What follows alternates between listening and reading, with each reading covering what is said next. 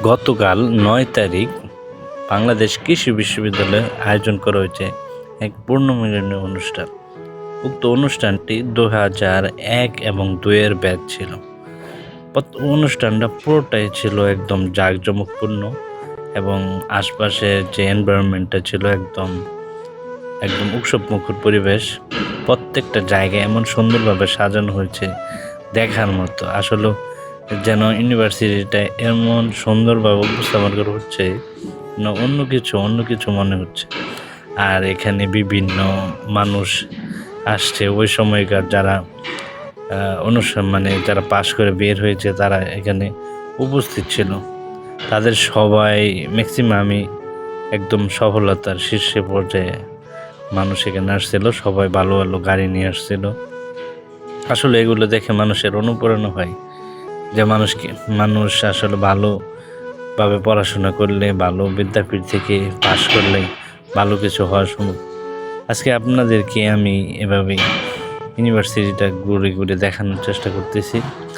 আমরা এই সামনে হচ্ছে প্যান্ডেল, যেখানে মূল অনুষ্ঠানের জায়গা, যেখানে অনুষ্ঠান আয়োজন করা হয়েছে। আর দেখেন চতুর্পাশে কত সুন্দর করে সাজানো হয়েছে আসলে।